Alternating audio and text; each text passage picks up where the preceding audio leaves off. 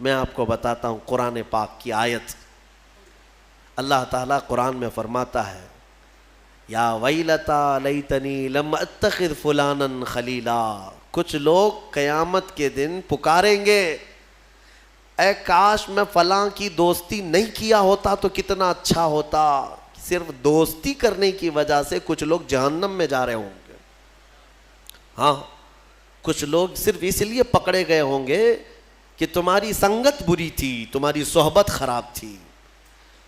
ہاں تم فواہشات کرتے تو نہیں تھے لیکن فواہشات کرنے والوں کے ساتھ کھڑے ہوتے تھے, ان کی صحبت میں کھڑے ہوتے تھے. جوا کھیلتے نہیں تھے لیکن جواریوں کے ساتھ بیٹھتے اٹھتے تھے اور جوا دیکھ کر کے خاموش رہتے تھے.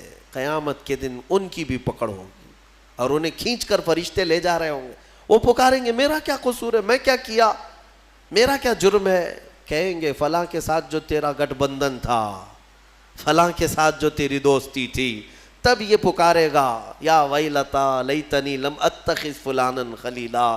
اے کاش میں فلاں کی دوستی نہیں کیا ہوتا تو کتنا اچھا ہوتا, میں تو بچ گیا ہوتا آج.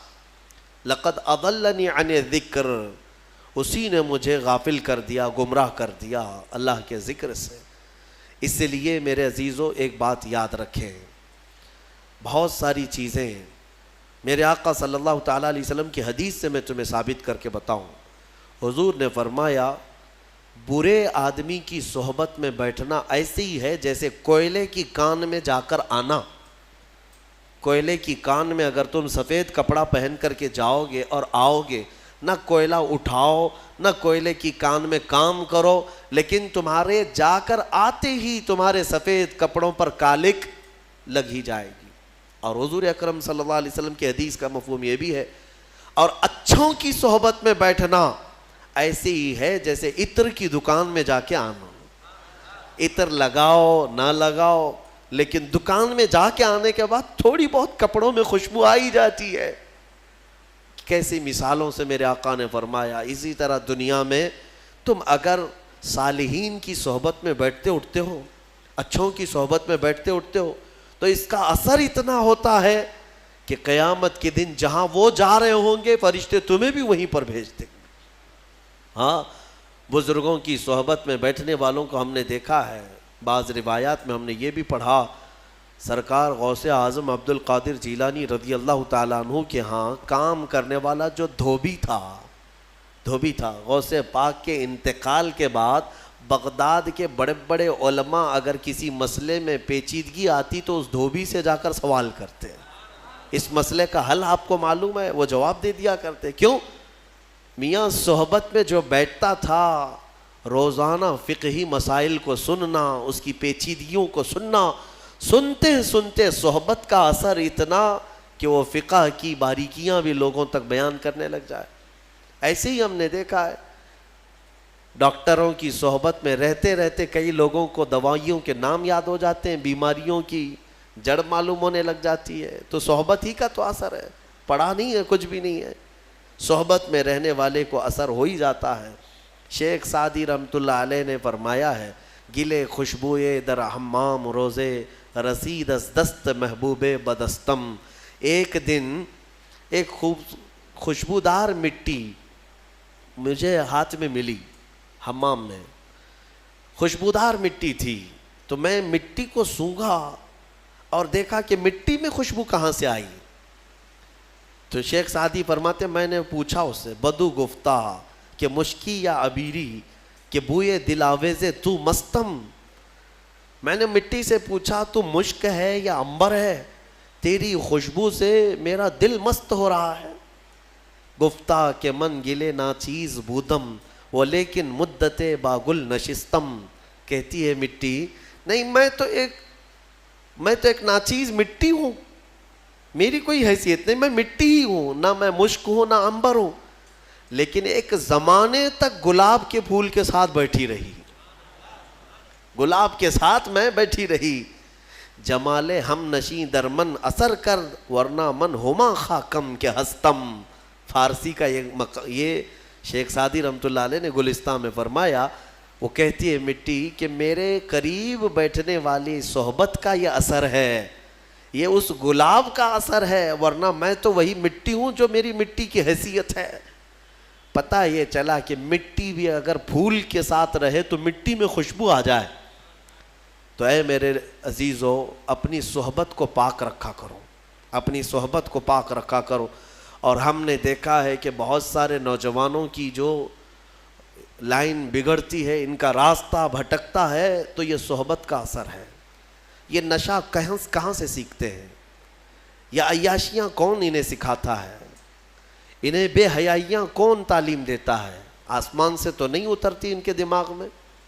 ان کی صحبت، یہ دوستی ایسے لوگوں سے کرتے ہیں جہاں پر دوستی یاری میں دوست ایسی چیزیں کانوں میں بھرنے لگ جاتے ہیں، اس کو بیچارے کو کچھ نہیں معلوم، یہ سادہ ہوتا ہے، لیکن باہر نکلتا ہے اور دوستوں سے نئی چیزیں سننے لگتا ہے۔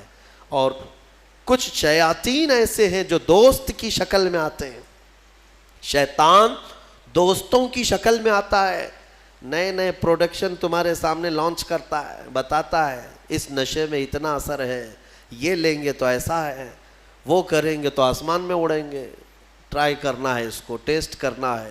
یہ سب دوستوں کی باتوں پر ہی آگے جاتا ہے۔ اور ایک بات میں آپ کو بتاؤں، ان برے دوستوں کی صحبت کی وجہ سے نوجوان جو بدلتا ہے وہ کتنی تیز بدلتا ہے پتہ ہے؟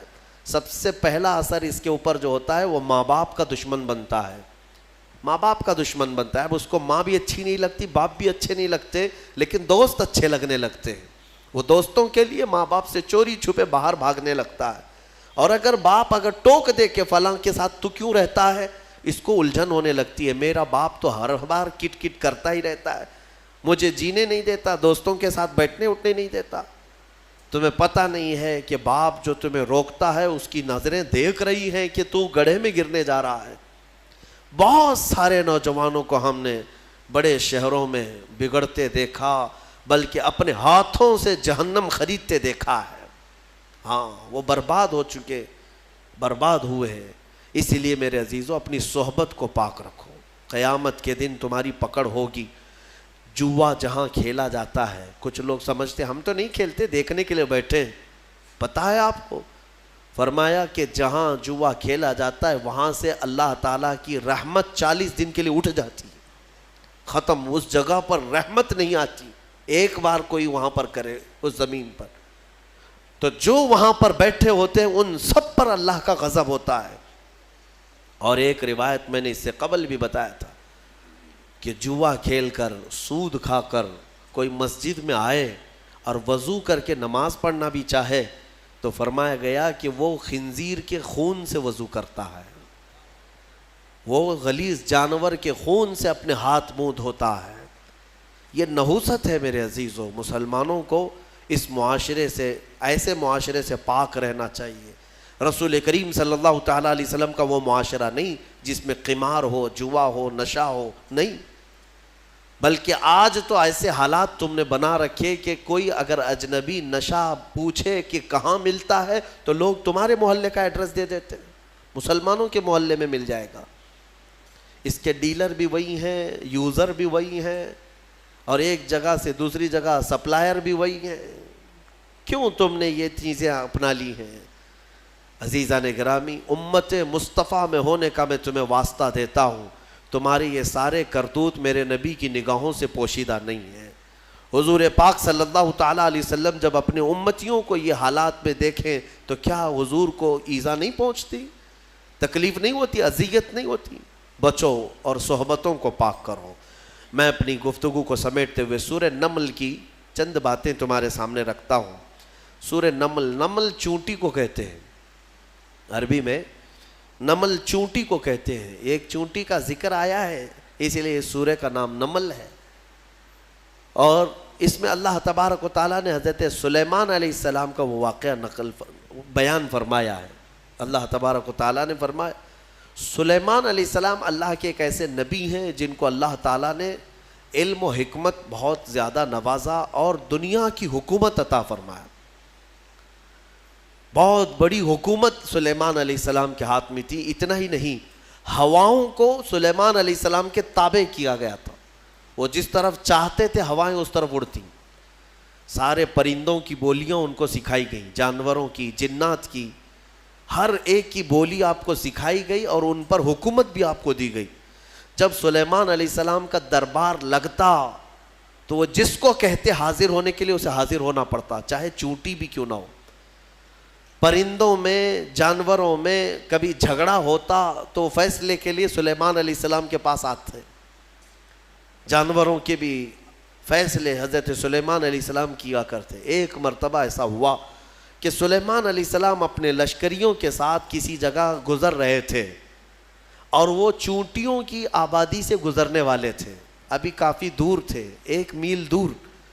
تو چونٹیوں نے محسوس کر لیا کہ سلیمان علیہ السلام آ رہے ہیں، تو ان کی جو ملکہ ہے چونٹیوں کی، وہ کہتی ہے قالت نملۃ یا ایھا النمل ادخلوا مساکنکم لا یحطمنکم سلیمان وجنودہ وہم لا یشعرون۔ چونٹی کہتی ہے، بڑی والی جو چونٹی تھی ان کی ساری چونٹیوں سے، کہ اے چونٹی کو اپنے اپنے سوراخوں میں چلی جاؤ، اپنے گھروں میں اندر داخل ہو جاؤ، اس لیے کہ سلیمان علیہ السلام اور ان کا لشکر آ رہا ہے، کہیں وہ بے خبری میں تمہیں روند کرنا چلے جائیں۔ یہ چونٹی نے کہا اور ساری چونٹیاں دوڑنے لگیں، لیکن قرآن میں اللہ فرماتا ہے فَتَبَسَّمَ ضَاحِكًا مِّن قَوْلِهَا، حضرت سلیمان علیہ السلام اس چونٹی کی بات پر ہنس پڑے، مسکرائے۔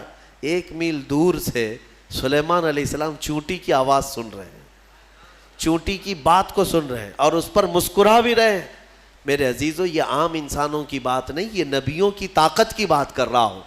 اللہ تعالیٰ نے انہیں وہ ظرف دیا ہے، وہ کان دیا ہے، جس کے بارے میں ہم کہتے ہیں دور و نزدیک کے سننے والے وہ کان لالے کرامت پہ لاکھوں سلام۔ ہم یہاں سے پکارے وہ وہاں سے سنے، مصطفیٰ کی سماعت پہ لاکھوں سلام۔ ہمارا موقف اور ہمارا عقیدہ قرآن کے مطابق ہے یا نہیں؟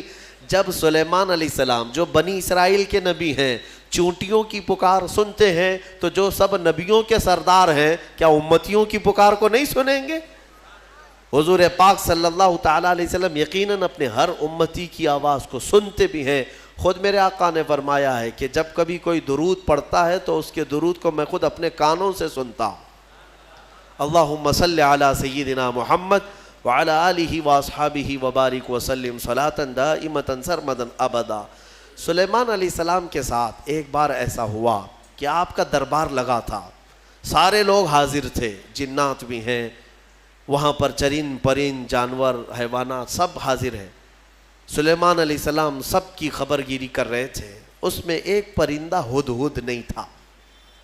ہدہد ایک پرندہ ہے، اونچی اڑان اڑتا ہے، بہت تیز اڑتا ہے۔ سلیمان علیہ السلام نے دیکھا اور پوچھا کہ یہ ہدہد پرندہ غائب ہے، کہاں ہے؟ سارے تو حاضر ہو گئے، وہ نہیں آیا۔ فقال ما لی لا اری الہدہد۔ حضرت سلیمان علیہ السلام کہتے ہیں کیا ہوا ہے ہدہد کو؟ یہاں میں نہیں دیکھ رہا ہوں اس کو، کہاں گیا؟ لَأُعَذِّبَنَّهُ عَذَابًا شَدِيدًا أَوْ لَأَذْبَحَنَّهُ أَوْ لَيَأْتِيَنِّي بِسُلْطَانٍ مُبِينٍ۔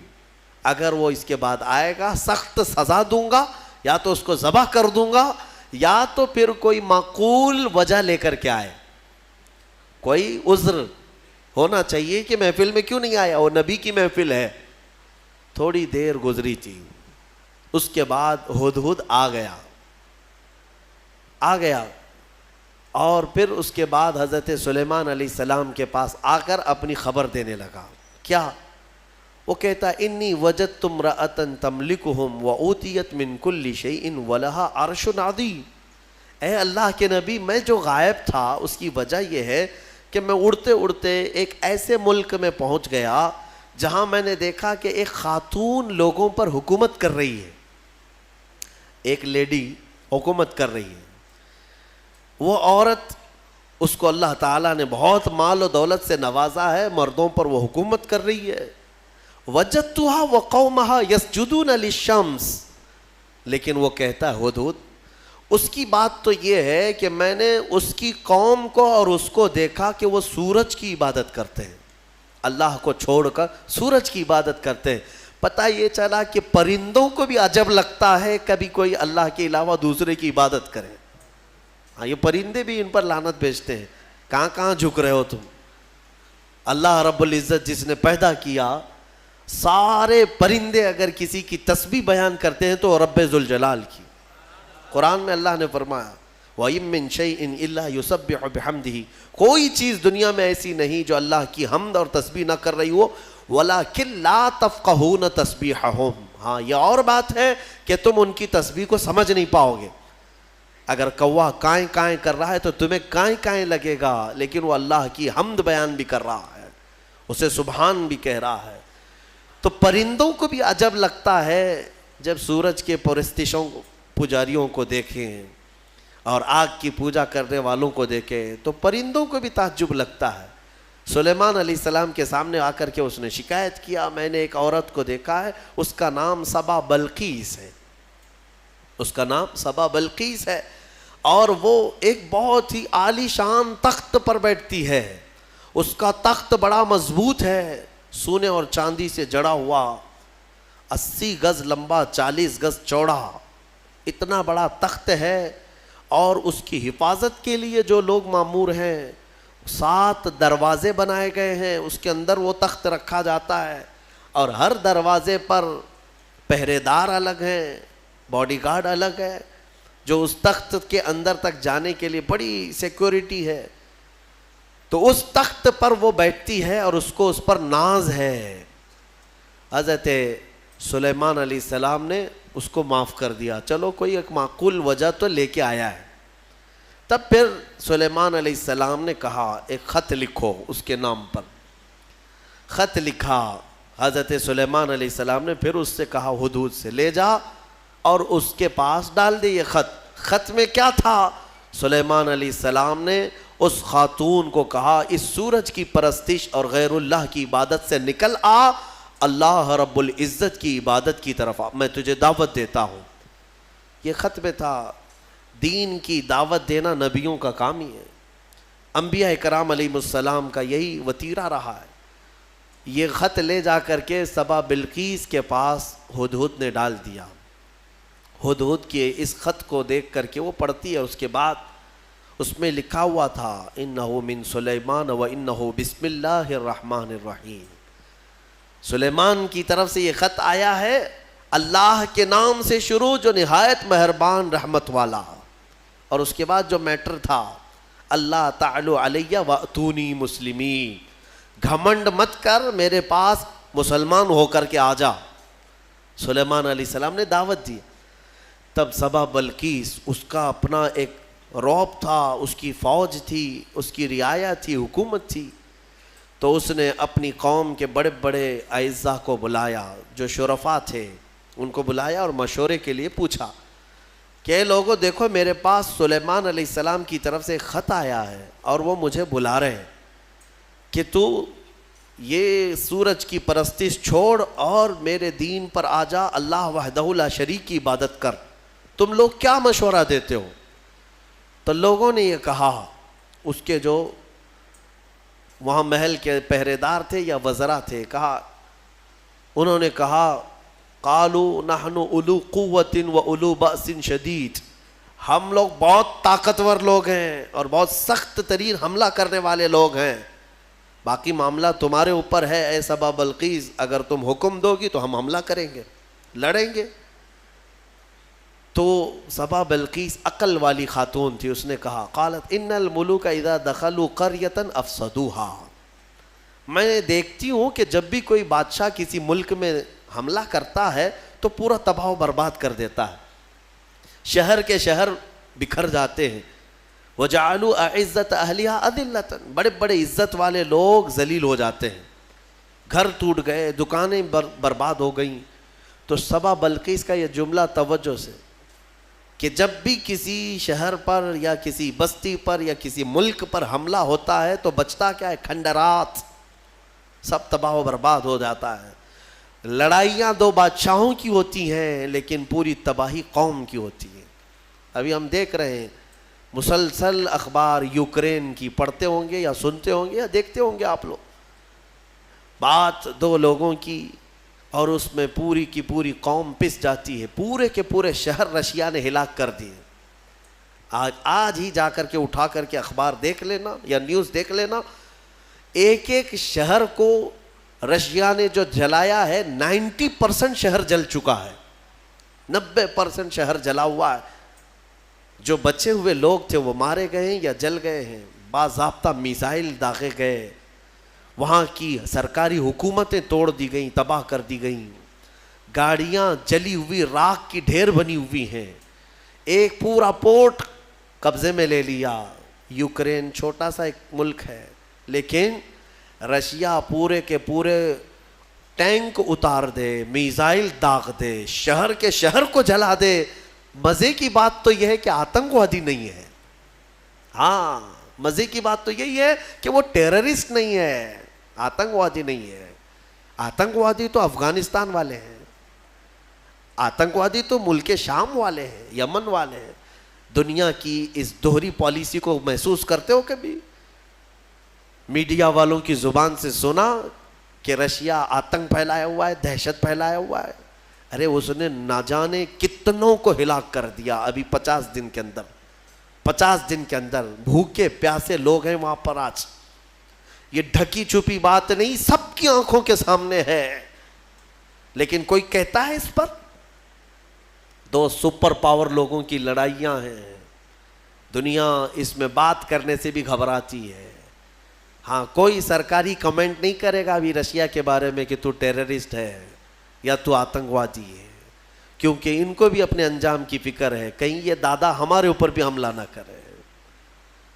تو اس کا مطلب ہے کہ ٹیررسٹ, آتنکواد, دہشت گرد, یہ سب جو جملے ہیں نا, یہ خاص خاص لوگوں کے لیے ہے, خاص خاص لوگوں کے لیے ہے. ہاں, اپنا ہو تو بیٹا ہے, دوسروں کا ہو تو پٹا ہے. ہمارے یہاں کہتے ہیں نا, وہ پٹا دیکھو کیسا ہے, یہ پٹا کیسا ہے, وہ سب پٹے ہیں, اور اپنا بیٹا ہے. تو ان کی جس سے جمتی ہے ملتی ہے وہ پورا کا پورا شہر تباہ کرے, نہیں امن کے لیے کر رہا ہے وہ. اور اگر کہیں کسی کے ہاتھ میں بلیڈ بھی مل گیا تو ارے یہ تو بڑا آتنکوادی ہے. یہ ہے دنیا کی پالی. بہرحال میں جو بات عرض کر رہا تھا, سبا بلقیس کی بات صحیح ہے کہ اس نے کہا کہ جب بھی کبھی بادشاہ کسی شہر میں آتے ہیں تو سب تباہ کرتے ہیں. میں یہ کام کرتی ہوں کہ کچھ ہدیے, تحفے, مال سلیمان علیہ السلام کے ہاں بھیج دیتی ہوں. اگر وہ مال کے لیے ہی کر رہے ہیں تو یہ ہدیے لے کر کے چپ بیٹھ جائیں گے, خاموش ہو جائیں گے, ٹیکس لے لیں گے میرے سے, لڑائی نہیں کریں گے, اور نہ ہی مجھے دین کی دعوت دیں گے. تو بہت سارے قیمتی تحفے دے کر کے بلقیس نے بھیجا سلیمان علیہ السلام کے پاس. وہ لوگ لے کر کے آئے, کہا ہماری ملکہ نے آپ کے حوالے کیا ہے. حضرت سلیمان علیہ السلام نے دیکھا, کہا ارجع الیہم, لے جاؤ اپنی ملکہ کے پاس یہ واپس, اس سے کئی گنا زیادہ اچھا مال میرے مولا نے مجھے دیا ہے. تمہاری ملکہ, تمہاری خاتون مجھے مال سے خریدنا چاہتی ہے, لے جاؤ. دین کی دعوت ہم نے مال کے لیے نہیں دی, یہ واپس لے جاؤ. اور اگر اس کا ارادہ نہیں ہے, ہم ابھی آ رہے ہیں اپنا لشکر لے کر کے, ایسا لشکر لے کر کے آئیں گے کہ نہ پہلے کبھی تم نے سنا تھا نہ بعد میں کوئی سنیں گے. اور اس کے بعد جب ان لوگوں کو پلٹا دیا واپس, پھر سلیمان علیہ السلام نے اپنے ہی مجمع میں پوچھا کہ یہ تو گئے واپس, اپنی ملکہ کو کہیں گے تو وہ آئے گی ضرور, آئے گی ضرور, لیکن میں یہ چاہتا ہوں کہ سبا بلقیس کے آنے سے پہلے اس کا تخت یہاں لایا جائے. کوئی ہے مجمع میں؟ قرآن میں ہے, قال عفریت من الجن انا آتیک بہ قبل ان تقوم من مقامک. ایک سرکش جن کھڑا ہوا, جنات میں سے ایک جن کھڑا ہوا, اور اس نے کہا اے اللہ کے نبی میں لے کر آؤں گا. کتنی دیر میں؟ کہا آپ کی مجلس ختم ہونے سے پہلے لے آؤں گا. سلیمان علیہ السلام فلسطین میں ہے اور سبا بلقیس غالباً یمن کے کسی علاقے میں. یہ تقریباً 1000 کلومیٹر سے زیادہ کا فاصلہ ہے, اور جن کہتا ہے کہ آپ کی مجلس ختم ہونے سے پہلے میں لاؤں گا. ہماری تفسیر کی مجلس چل رہی, کتنی دیر چلے گی؟ یا سلیمان علیہ السلام کی مجلس ہوگی, دن بھر چلے, آدھا دن, پاؤ دن, گھنٹہ. اس نے کہا تو سلیمان علیہ السلام نے کہا اس سے بھی جلدی مجھے چاہیے, اس سے بھی جلدی چاہیے. جن آپ یہی سمجھتے ہیں نا, جنات سب سے زیادہ طاقت والے ہیں, اور جنات کو حاصل کرنے کے لیے بیچارے کتنے کیا کیا عملیات میں لگے رہتے ہیں اور سر پھرے بن جاتے ہیں. ہاں, موکل چاہیے, جنات چاہیے. کائے کو چاہیے؟ ارے ایک جنات قابو میں آئے گا تو ایک بینک پوری اٹھا کے لائے گا. ہاں, دیکھا ہے کہیں کوئی ایکسس بینک لوٹ کر کے جنات لے گئے ہوں؟ کوئی بینک اٹھا کر کے. خواہ مخواہ کی چیزوں پر کیوں پڑے رہتے ہو؟ یہ ان باباؤں کے چکر ہیں جنہوں نے تن آسانی تمہیں سکھائی ہے, تم کو اپنی طاقت معلوم نہیں. جنات دنیا میں اگر کسی سے ڈرتے ہیں تو ہم انسانوں سے ڈرتے ہیں.